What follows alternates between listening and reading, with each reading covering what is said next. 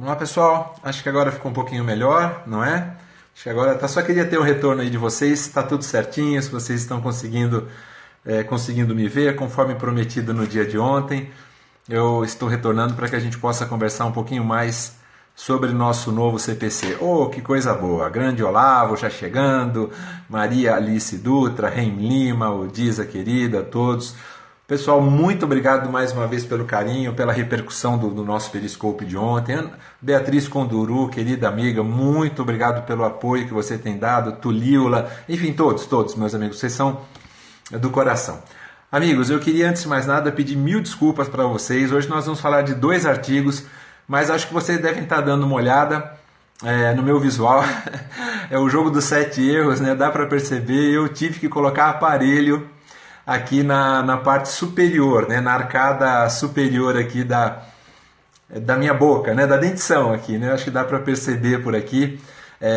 Meu amor, minha vida, minha esposa linda que está aqui também, minha Márcia querida, mulher da minha vida, literalmente, também está aqui me acompanhando.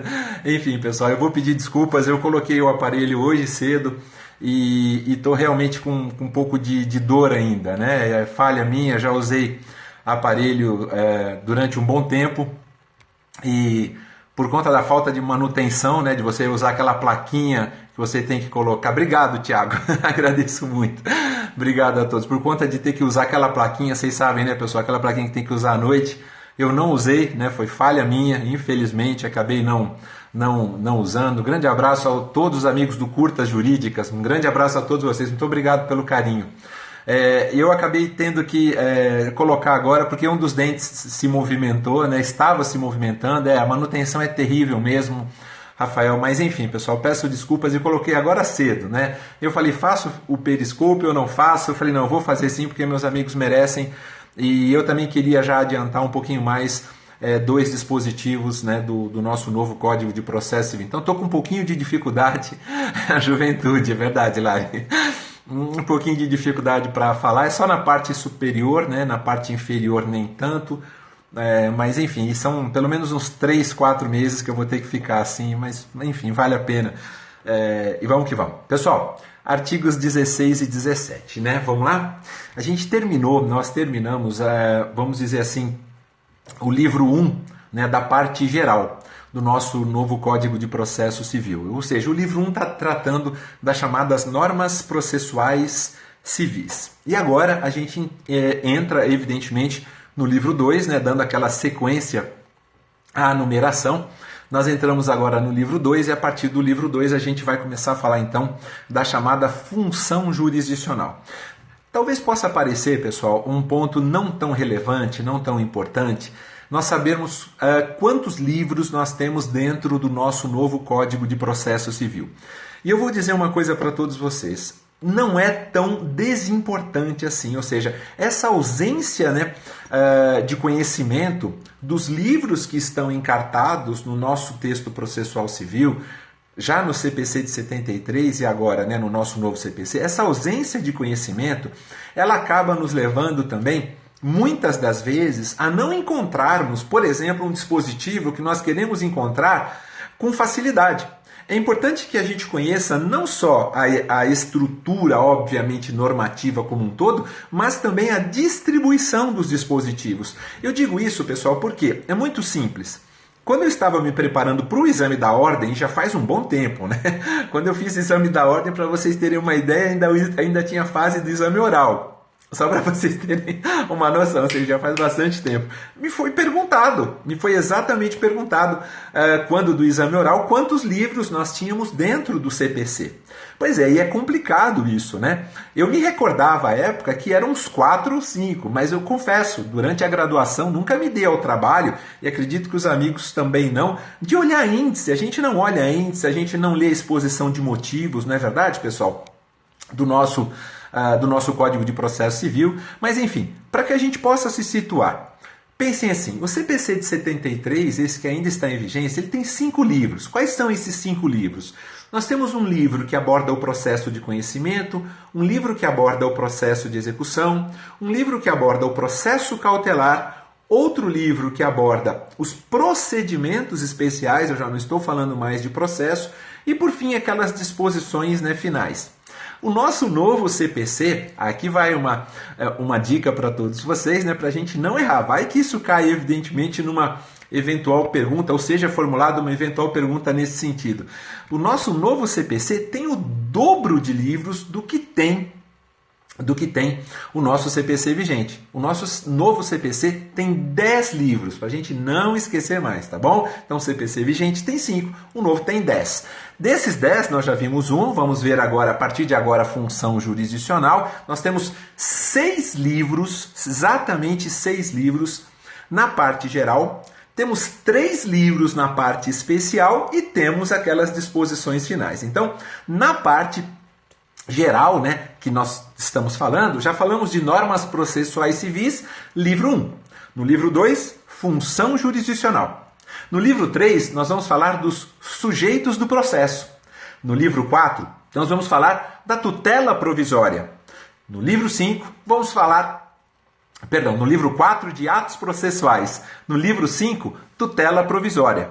No livro 6, formação, suspensão e extinção do processo. Então são 6 livros na parte geral. Repetindo, normas processuais civis, tá bom? Função jurisdicional, também sujeitos do processo, atos processuais, tutela provisória e formação, suspensão e extinção do processo. Já na parte especial, porque o nosso novo CPC tem parte geral e tem parte especial, na parte especial nós temos um livro destinado ao processo de conhecimento e cumprimento de sentença, né? Além disso, nós temos um livro também destinado ao processo de execução, a execução de título extrajudicial. E também temos um terceiro livro, né, na parte especial, destinado aos meios de impugnação das decisões judiciais, aos recursos propriamente dito, né, recursos nos tribunais.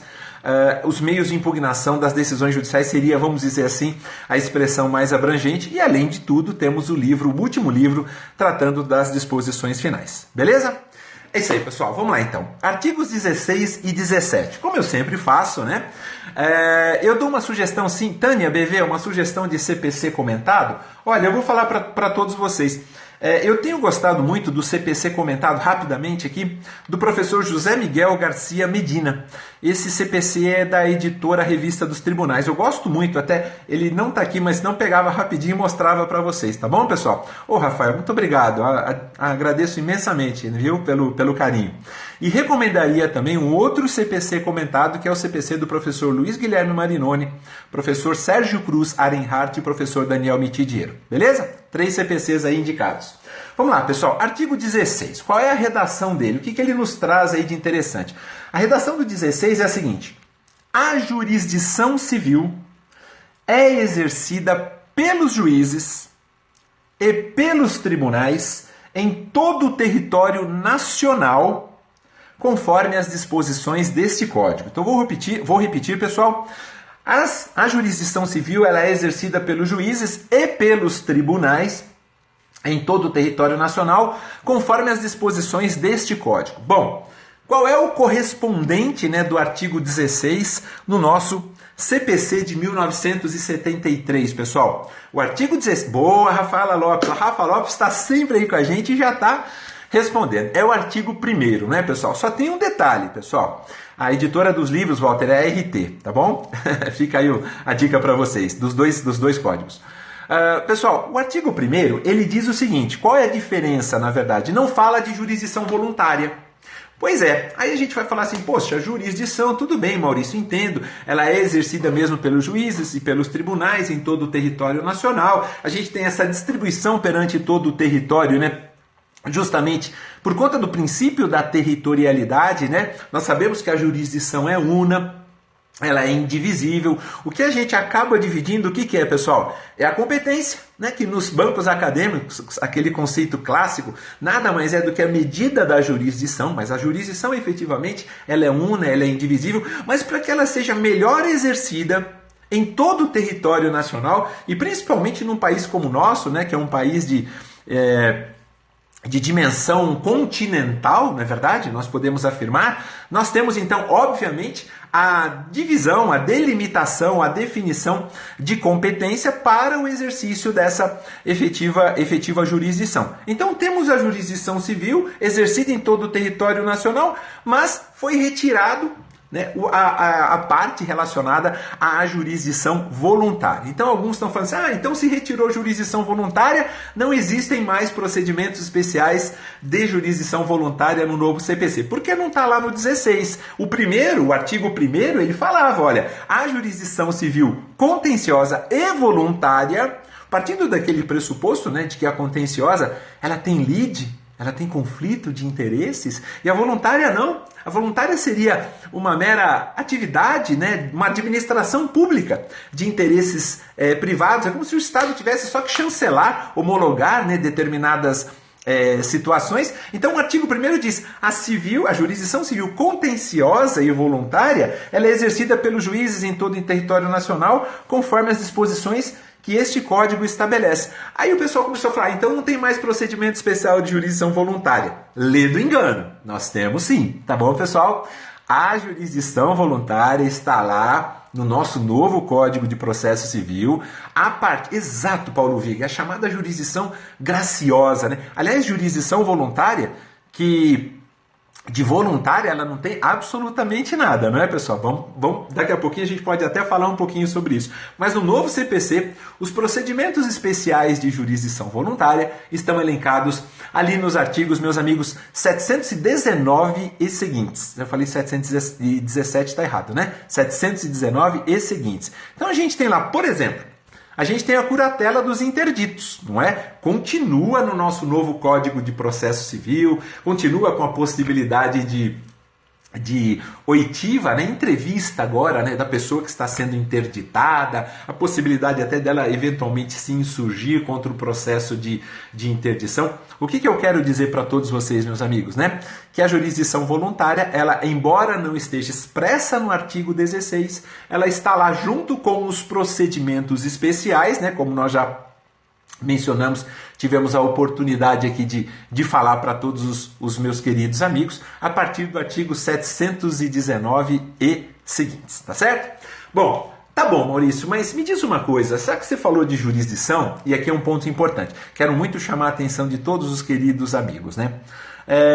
O que a gente pode chamar de equivalente jurisdicional? Essa é uma dúvida que me atormenta bastante, né? O amigo pode estar falando isso, a amiga pode estar falando isso. Porque jurisdição é fácil de você definir. O que é jurisdição? Com todas as suas características, pessoal. Jurisdição é uma função, chamo muito a sua atenção aqui. É muito importante isso, meus amigos. Jurisdição é uma função atribuída a um terceiro, né, imparcial e desinteressado, e aí a gente tem a característica da substitutividade, né, de realizar o direito e assim o fazendo, né, de modo imperativo, reconhecendo, efetivando, protegendo situações jurídicas concretamente deduzidas, e tudo isso através de uma decisão insuscetível de controle externo, porque quem controla o judiciário é o próprio judiciário, com ânimo de definitividade, ou seja, que faz coisa julgada material. Então definir jurisdição é muito fácil, né? Nós não temos nenhuma dificuldade. Olha aí,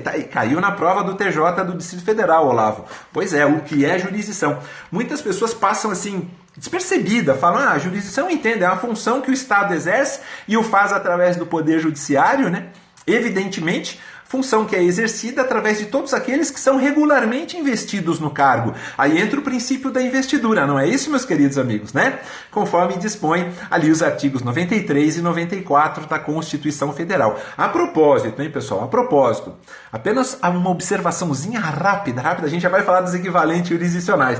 Quando eu falo, né, começo a falar, eu me empolgo, eu peço desculpas, por isso que fica um pouquinho longo. Como eu estava dizendo para todos vocês, né?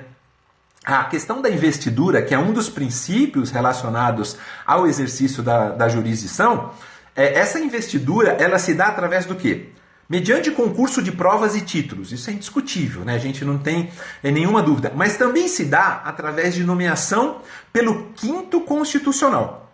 E mais ainda, nós temos as nomeações que são realizadas, né, para fins de escolha de ministros, do Supremo Tribunal Federal e também do Superior Tribunal de Justiça. Maurício, então tá bom, a jurisdição é isso, é essa função exercida por aqueles regularmente investidos no cargo, tem a questão da substitutividade, né, fica bem clara aí, a imperatividade, né, de todo, da aplicação efetivamente, né, da decisão judicial e todos os efeitos que dela emanam, ou seja, nós temos os princípios relacionados ao exercício da jurisdição, nós temos a questão da territorialidade, que é um outro princípio muito importante, não é?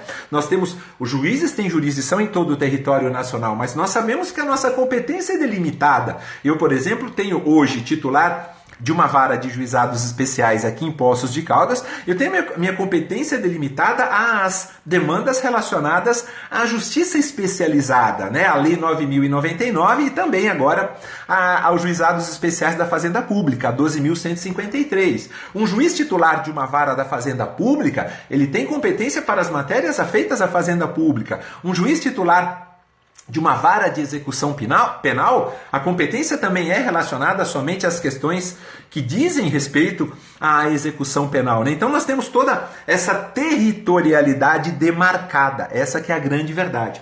Há também uma outra característica, um outro princípio importante da jurisdição, a indelegabilidade, ou seja, não há delegação, mesmo quando nós expedimos uma carta precatória. Tá aí uma perguntinha que já foi feita em exame oral. Olhem só, anotem, isso é muito importante, né? Eu estou falando aqui para vocês, está com muita dificuldade, o aparelho está machucando muito meus lábios aqui, mas eu preciso falar para vocês, pessoal. A perguntinha, né, que já foi feita em exame oral, essa questão da indelegabilidade. Quando se expede uma carta precatória, você está ofendendo o princípio da indelegabilidade, já que a jurisdição é indelegável, o exercício dela é indelegável? Não. Quando você expede uma carta precatória, quando é expedida uma carta de ordem, ali nós estamos falando de cooperação. Perfeito, Olavo, não é possível delegar o poder decisório. Mas, por exemplo, se eu tiver que expedir uma carta precatória para ouvir uma testemunha, eu estou simplesmente me utilizando do chamado princípio da cooperação. Quando se expede uma carta de ordem, que é aquela carta, lembram, pessoal, que vem lá dos tribunais, né? Normalmente vamos imaginar uma ação rescisória que esteja tramitando num determinado tribunal, expede-se uma carta de ordem para ser ouvida uma testemunha, né? No juízo de origem, onde tramitou a demanda que foi agora objeto de ação rescisória, nós estamos falando de cooperação. Efetivamente, né? A questão da inevitabilidade é um outro princípio muito importante relacionado ao exercício da jurisdição, ou seja, a partir do instante em que há uma busca pela atuação do Poder Judiciário, pelo exercício da função jurisdicional, a partir do instante em que há essa busca, é óbvio que, emanado um resultado, prolatada a prestação jurisdicional, é inevitável que nós aceitemos o resultado dessa prestação jurisdicional. É inevitável que nós nos sujeitemos às consequências, principalmente depois de ter feito coisa julgada, às consequências daquele ato decisório. Essa é uma outra característica importantíssima da jurisdição, né? A inevitabilidade. A inafastabilidade, a gente já falou, não é, meus amigos? Quem é que se recorda? Vamos lá, vamos fazer um diálogozinho rápido aqui. Quem é que se recorda do dispositivo da Constituição Federal que fala da inafastabilidade do controle jurisdicional ou da inafastabilidade do exercício da função jurisdicional? Eu já adianto, está no artigo 5º, quem é que acerta o inciso? Está no artigo 5º, vamos lá. Artigo 5º, só falta dizer qual é o inciso. Aê, 35, Samuel, muito bem lembrado. A Aldiza também, tenho o lapsozinho aí, né, de tempo, né, entre eu falar e a imagem ser recebida por vocês, mas é claro, né, só para nós recordarmos que a inafastabilidade é uma das características, né, do exercício da jurisdição.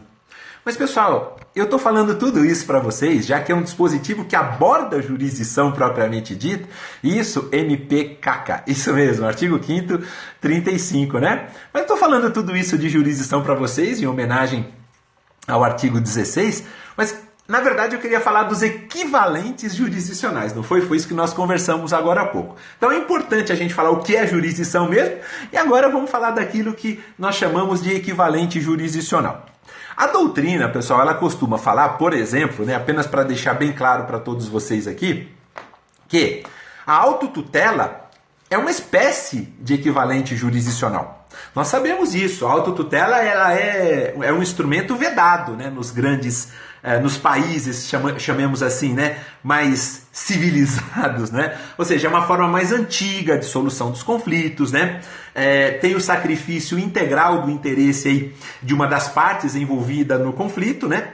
E a gente acaba percebendo que prevalece muito a força também na questão da autotutela, né? A gente tem a legítima defesa ainda prevista no nosso ordenamento, né? Nas regras de direito material. Nós temos o desforço imediato, que é outro exemplo concreto, né? De autotutela. Temos o direito de greve, temos o direito de retenção, a gente tem o estado de necessidade, enfim, pessoal, são situações que, não obstante os países que fazem parte ou que compõem, entre aspas, né, um Estado democrático de direito, são situações que não são mais abraçadas por esses países, por esses estados, né? Essa é a verdade, né? O desforço imediato, muito bem MPK falando aí das possessórias, mas ainda há países como nós, como o Brasil, que tem resquícios de autotutela no seu ordenamento. Então, a autotutela é o primeiro equivalente jurisdicional. Segundo equivalente jurisdicional, pessoal, que eu queria falar com todos vocês, é a autocomposição.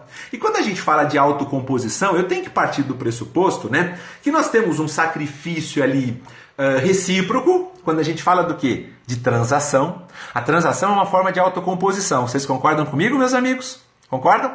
A transação é uma das formas de autocomposição, né? E nós temos também um sacrifício unilateral. Por exemplo, meus amigos, quando a gente fala da chamada submissão. E aí a submissão, a gente pode dizer, por exemplo, a renúncia ao direito sobre o qual se funda a ação. Aquela renúncia, meus queridos amigos, ela é considerada uma forma de autocomposição, renúncia feita pelo próprio autor. E por outro lado, né, nós temos o próprio réu, também uma forma de autocomposição, através da submissão. Aí já não é transação, vocês conseguem compreender tranquilamente isso, eu tenho certeza. Quando o réu reconhece o que, pessoal? A procedência do pedido inicial. Então nós temos duas formas aí, né, de autocomposição, que seriam a transação e a submissão.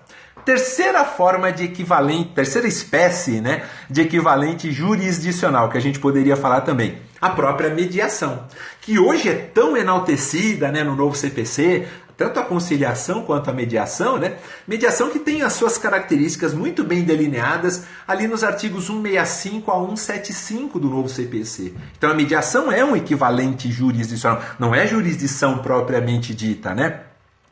Temos também os julgamentos de conflitos por tribunais administrativos, por exemplo, o CAD, né? Quando ele faz um julgamento, é um julgamento, obviamente, de um conflito feito por um tribunal administrativo. As chamadas agências reguladoras, né? A Anatel, por exemplo, amigos, quando faz também julgamentos, julgamentos de conflitos feitos por um tribunal administrativo. Tribunal Marítimo. O Tribunal Marítimo, né, que está no Rio de Janeiro, também é um julgamento de conflitos feito por um tribunal administrativo. Então, vamos tentar recapitular? Já que a gente está falando de jurisdição, nossa, eu disse que não ia falar muito, né, pessoal, mas estou indo, né, por aí, né, estou caminhando. Por PROCON, sim, meus queridos, Samuel, para alguns, sim, para alguns é verdade. Existe essa questão aí.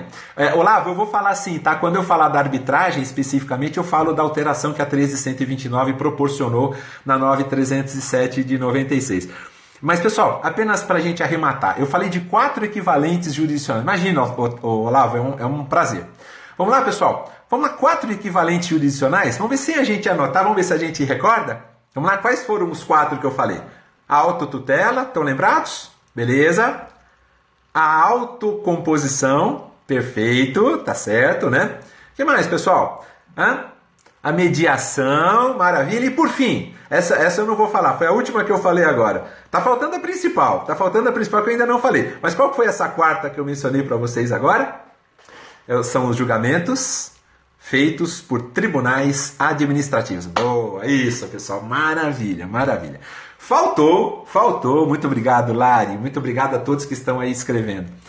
Faltou aquele que eu considero um equivalente jurisdicional. Qual é, pessoal? A arbitragem.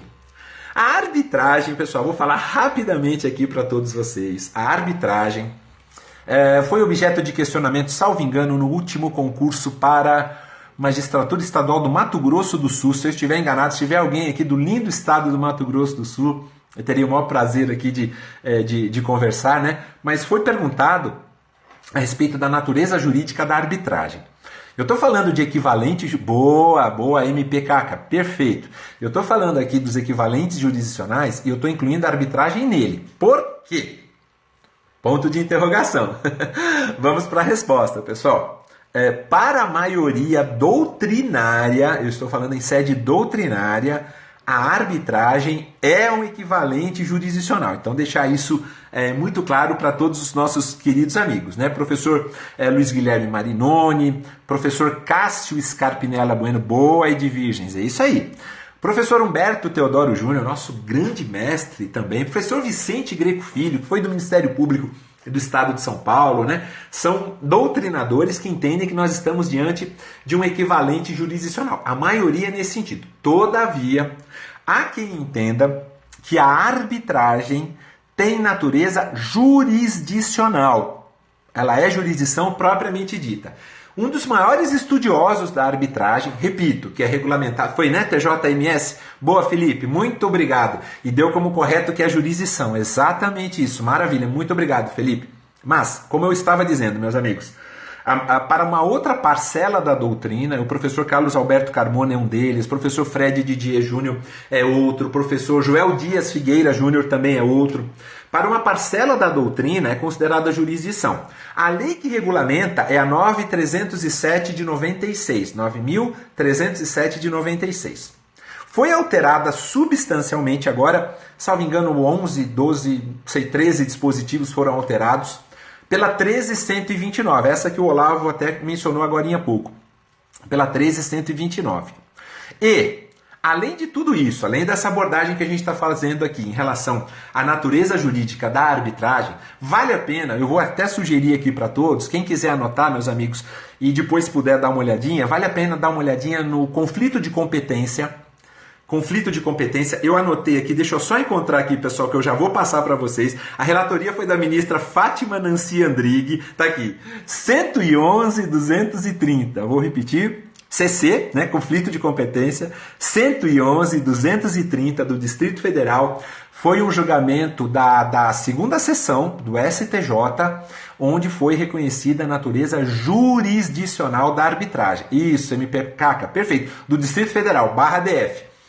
Conflito de competência 111.230. A segunda sessão do STJ, então, entendeu, em voto de relatoria da ministra Fátima Nancy Andrighi, 15 laudas, é só jogar lá no site do STJ, vocês vão encontrar, meus amigos, entendeu pela natureza jurisdicional da arbitragem. Então, o que a gente pode falar hoje?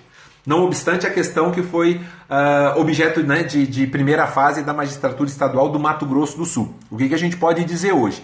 Que em sede doutrinária ainda prevalece, na sua grande maioria, que a natureza da arbitragem é de um equivalente jurisdicional, por vários fatores, por N fatores, não é? Talvez a gente poderia usar um periscópio só para falar da questão da arbitragem. Mas a gente também não pode deixar, né, de mencionar, meus queridos amigos, e todos nós sabemos muito bem disso, eu vou só encontrar aqui o dispositivo para falar para todos vocês já devem saber mais ou menos o que eu quero dizer, né? Nós não podemos deixar de considerar que a sentença arbitral, ela tem natureza do quê, meus queridos amigos? Ela tem natureza de título executivo judicial ou de título executivo extrajudicial? Vamos lá, eu vou esperar um pouquinho a resposta. O dispositivo é no atual, né? Extrajudicial. Pois bem, pessoal, o artigo 400, se vocês puderem dar uma olhadinha depois aí, né? O atual é o 475N, 475N, diz o seguinte: são títulos judiciais, inciso 4º, a sentença arbitral. No novo CPC, para quem gosta de anotar, artigo 515, inciso 7. Artigo 515, inciso 7, é título executivo judicial a sentença arbitral. Isso, Maria Alice Dutra, pode ser invalidada pelo judiciário se houver nulidade. Tem um prazo de quantos dias? Maria Alice, vamos ver se você lembra. Vamos ver se você lembra. Está lá no artigo, salvo engano, 33 do... Isso, não. Parabéns, amiga, parabéns. Fico muito feliz, vibro muito quando eu vejo meus amigos participando. 90 dias, né? Mas pode ser revista pelo judiciário, aproveitando o gancho, pessoal, pode ser revista aí pelo judiciário em todo o seu conteúdo ou só em relação a algum vício, em relação ao aspecto formal? O judiciário pode entrar no conteúdo, né, de uma sentença arbitral, pessoal? O que é que vocês acham? Ou não pode entrar? O judiciário, quando tiver que ser revisto pelo judiciário, é só para fins de algum vício formal que possa ter acontecido. É só vício formal, né, pessoal? Não pode, exatamente, não pode. Somente em se tratando de vício é que o judiciário pode rever. Portanto, pessoal, para a gente arrematar o 16, que eu nem falei do 17 ainda, e já são 11h20 da manhã, para a gente falar então para a gente arrematar o 16, aliás, vamos fazer o seguinte, pessoal, aproveitando, vocês concordariam, até por conta do tempo, e eu também já tenho que me arrumar para ir pro juizado, da gente falar do 17 amanhã? Pode ser, pessoal? Né? Acho que é só para não atrapalhar também vocês, porque eu começo a falar, a gente vai se empolgando e fica, né, pessoal? Eu gostaria muito, aí a gente fala do 17 amanhã cedo, eu já assumo esse compromisso com vocês agora, a gente fala com um pouquinho mais de calma, para não ficar cansativo, né, para não atrapalhar vocês. É possível, pessoal? Pode ser? Beleza, tô vendo, a galera tá dizendo que sim. E por causa do meu aparelho também, tá machucando muito, eu confesso a vocês, estou falando demais e tá doendo um pouquinho aqui os meus lábios, tá bom, pessoal? Então é isso, pessoal, vamos só arrematar, né, lembrar da redação aí do artigo 16, eu agradeço imensamente a todo a carinho, né, de vocês. O 16 é o primeiro dispositivo que aborda o livro 2, né, que trata da função jurisdicional. A redação agora a jurisdição civil é exercida, né, pelos juízes e pelos tribunais em todo o território nacional, né, conforme as disposições deste código. Não se fala, evidentemente, né, da jurisdição voluntária. Valeu, Rafael, obrigado pela dica. Mas os procedimentos especiais de jurisdição voluntária estão lá nos artigos 719 e seguintes. Foi bom, né? Foi bom que a gente viu então um pouquinho de aspectos relacionados ao exercício da jurisdição, não é? Acho que foi interessante. Falamos dos princípios da jurisdição, falamos de equivalentes jurisdicionais. Eu fiquei feliz. Vocês gostaram, pessoal? Espero que vocês tenham gostado, tá bom? É isso, gente. Então eu preciso encerrar aqui agora, né? Muito obrigado, tá bom, gente? Muito agradecido pelo carinho de todos vocês, né? Um abraço. Ju Martins, minha querida amiga aqui, estou muito feliz de ver todos vocês, tá bom, pessoal? Muito obrigado, um abraço, um beijo muito grande aí para todos vocês. Olá, vai sempre participando, fiquem com Deus, uma ótima terça-feira e até amanhã, se Deus quiser. Amanhã de manhã nós estaremos juntos. Até mais, pessoal. Tchau, tchau.